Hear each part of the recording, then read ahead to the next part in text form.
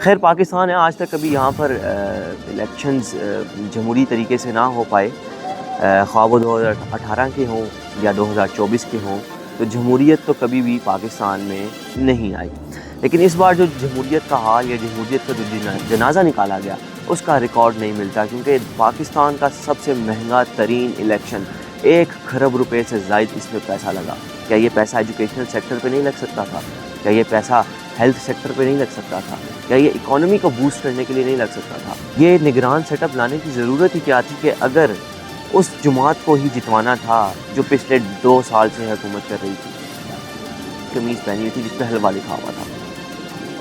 معافی تو اس عوام کو مانگنی چاہیے جس نے اس کو ہراس کیا، جس نے سر تن سے جدا کے نعرے لگائے۔ اس مولوی پہ اوپر FIR ہونی چاہیے تھی جو ساتھ بیٹھ کے یہ اس سے بلوا رہا ہے کہ تم معافی مانگو، تم نے غلط قمیض پہنی تھی۔ بسم اللہ الرحمن الرحیم، السلام علیکم ورحمۃ اللہ۔ میں ہوں کامل کامران اور پروگرام سیاسی اکھاڑا میں خوش آمدید۔ سو کالڈ اسلامی جمہوریہ پاکستان میں جمہوری الیکشنز ہو ہی گئے 6 سال بعد، اور جس طرح کے جمہوری الیکشنز ہوئے ہیں 24 کروڑ کی آبادی کو پہلے سے اس کے ریزلٹس پتہ تھے، لیکن اس میں ٹرننگ جو پوائنٹ آیا وہ یہ آیا کہ ایک شخص جس کو قیدی نمبر 804 بولا جاتا ہے، اس نے اس شخص کو وزیر اعظم نہیں بننے دیا، اس شخص کو اتنا ٹف ٹائم دیا کہ وہ شخص وزیر اعظم نہ بن سکا جو لندن سے پاکستان آیا۔ قیدی نمبر 804 یہ پاکستان کا پہلا ایسا قیدی ہے جس کے نام پر قصیدے لکھے جا رہے ہیں، جس کے نام پر گانے لکھے جا رہے ہیں، اور وہ all over the world famous ہو رہے ہیں۔ عجیب سی سچویشن ہے۔ وہ شخص جس کو پابند سلاسل رکھا ہوا ہے، جس کے اپنے انتخابی نشان نہیں ہے، جس کی پارٹی تتر بتر ہو چکی ہے، جس کو ہر طرح سے گرانے کی کوشش کی جا رہی تھی، لیکن وہ میجورٹی سے جیت رہا تھا۔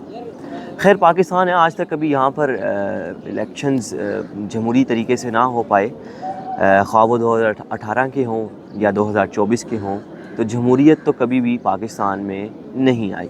لیکن اس بار جو جمہوریت کا حال یا جمہوریت کا جو جنازہ نکالا گیا اس کا ریکارڈ نہیں ملتا، کیونکہ پاکستان کا سب سے مہنگا ترین الیکشن 1 کھرب روپے سے زائد اس میں پیسہ لگا۔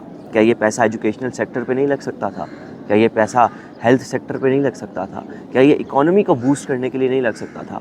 جواب ہے نہیں، کیونکہ پاکستان کی 24 کروڑ آبادی کو پاگل بنانا تھا، اس قوم کو پاگل بنانا تھا جو پچھلے 75 سالوں سے پاگل بنتی آ رہی ہے۔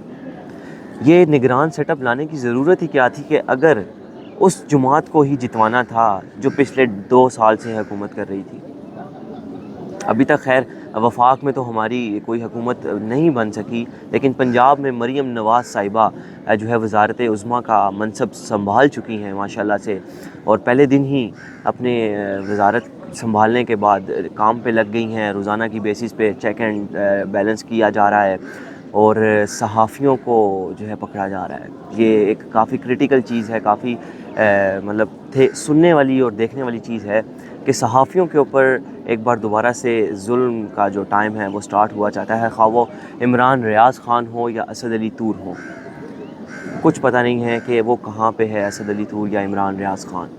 غائب ہو جائیں گے، پھر جب برآمد ہوں گے، جب منظر عام پہ آئیں گے تو کسی کی زبان ہوگی تو کسی کی لاش ہوگی، ارشد شریف کی طرح۔ اللہ پاک غریق رحمت کرے اور جنت میں اعلیٰ مقام عطا فرمائے۔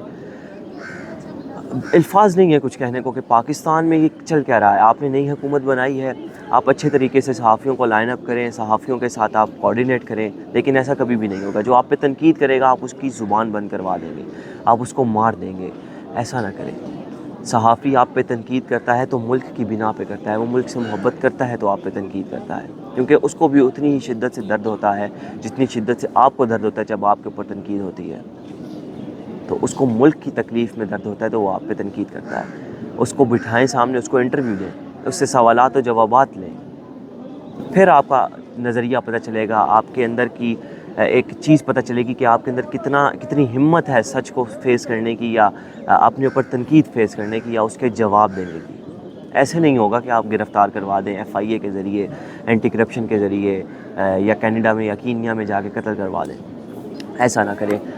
باقی بات اسی کے ساتھ ایک ویڈیو منظر عام پہ آتی ہے جہاں پر مریم نواز صاحبہ جو ہیں وہ ملاقاتیں کر رہی ہوتی ہیں. میرے خیال سے وہ جہاں پہ حلف برداری ہوئی تھی گورنر ہاؤس میں, وہاں کی یہ ویڈیو ہے, اور یہ جاری بھی کرنے والے مسلم لیگ نون کے آرگنائزرز اور ان کی میڈیا ٹیمز میں سے ہی ہیں. ویڈیو تو آپ کی اسکرین پہ چل رہی ہوگی کہ ایک خاتون جو پاکستان مسلم لیگ نون کی ہی ہیں, کوئی عہدے دار بھی ہوں گے ڈیفینیٹلی, وہاں پر ہمارے جیسا للو پنجا تو کوئی بھی جا کے بیٹھنے سے رہا, تو وہ ان سے ملاقات کر رہی ہیں اور وہ ان سے گلے ملنا چاہ رہی ہیں. لیکن مریم نواز صاحبہ آج اقتدار کا پہلا دن تھا اور ابھی جسٹ 5-10 منٹ پہلے حلف لیا ہے انہوں نے, اور ایسے اللہ معاف کرے تکبرانہ انداز سے انہیں پیچھے کیا ہے جس طرح وہ انسان ہی نہ ہو, یا مریم نواز صاحبہ خود انسان نہ ہو, وہ ایک فرشتہ ہو. مریم نواز صاحبہ, میں آپ کی دل سے رسپیکٹ کرتا ہوں, آپ ایک خاتون ہیں اور پہلی خاتون ہیں جو وزیر اعلیٰ کا منصب سنبھال رہی ہیں پنجاب میں. تو ہمارا تنقید کرنے کا جو مین مقصد ہے وہ اصلاح کی ہے, تنقید برائے اصلاح ہے, تنقید برائے تنقید, یا ہماری کوئی آپس میں دشمنی تو نہیں ہے نا. آپ ہمارے حکمران ہیں, ہمارا کام ہے, ہم صحافی ہیں, آپ پہ تنقید کریں گے. خدا را ان چیزوں سے دور رہیں. نواز شریف صاحب جو ہیں وہ کافی حد تک ان چیزوں سے دور ہیں, لیکن میں سمجھتا ہوں کہ آپ نواز شریف صاحب کے نقش قدم پر چلیں, عوام میں اٹھنا بیٹھنا رکھیں, عوام سے ملیں جلیں, عوام کے ساتھ اپنا ایک کنیکشن, ایک بونڈ بنا کے رکھیں. ہماری ایک آپ کو رائے سمجھ لیں, ایک چھوٹی سی مشورہ سمجھ لیں ایز اے جرنلسٹ, کہ عوام کے ساتھ بونڈنگ رکھیں گے تو اتنا آپ آگے جائیں گے. عوام کے ساتھ جتنا آپ اچھے طریقے سے ملیں گے. خان صاحب کی میں دوبارہ سے مثال دے رہا ہوں, اب لوگ میرے اوپر یہ کرٹیسائز کریں گے کہ یہ خان نے پیسے دیے ہیں یا یہ خان کا سپورٹر ہے. ایسی بات نہیں ہے. خان صاحب نے جب یہ لنگر خانے بنائے تھے تو غریبوں کے ساتھ جا کر وہی دال اور روٹی کھائی تھی. کیا آپ یہ کر سکتی ہیں؟ آپ کے ساتھ کوئی گلے مل رہا ہے تو آپ تو اس کو پیچھے کر رہی ہیں, تو آپ عوام کے ساتھ کیا بونڈنگ رکھیں گی؟ اس کو آپ نے پازیٹیو وے میں لینا ہے. میں تنقید ضرور کر رہا ہوں, میرے الفاظ ضرور سخت ہوں گے, لیکن اس کو ایک انفرادی طور پر آپ نے اصلاح کے لیے لینا ہے. میں امید کرتا ہوں کہ آپ اس کو واقعتاً پوری پاکستان مسلم لیگ نون اور سمیت پاکستان پیپلز پارٹی, کیونکہ یہ دونوں پارٹیز جو ہیں وہ رائج رہی ہیں 20-22 سالوں سے پاکستان پر, اور یہ اپنے آپ کو کچھ یوں سمجھتی ہیں اور عوام کو یوں سمجھتے ہیں. پاکستان تحریک انصاف بھی اسی طرح ہے, لیکن ایٹ دی اینڈ میڈیا پہ جو چیزیں شو کروانے والی ہوتی ہیں وہ یوں شو نہیں کرواتے, وہ اچھا کھیل لیتے ہیں اس پہ.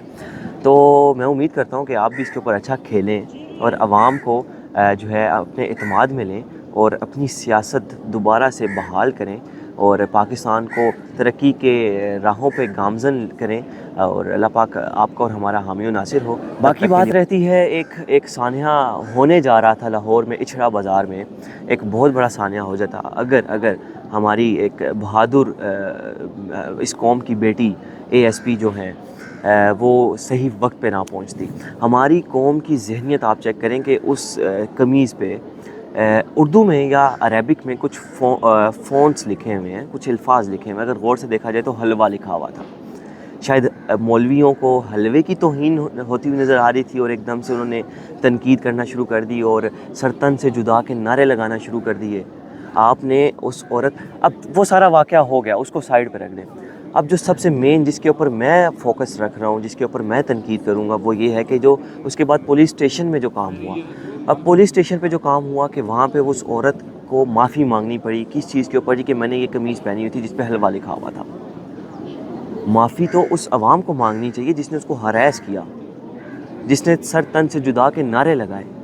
اس مولوی پہ اوپر FIR ہونی چاہیے تھی جو ساتھ بیٹھ کے یہ اس سے بلوا رہا ہے کہ تم معافی مانگو, تم نے غلط قمیض پہنی تھی.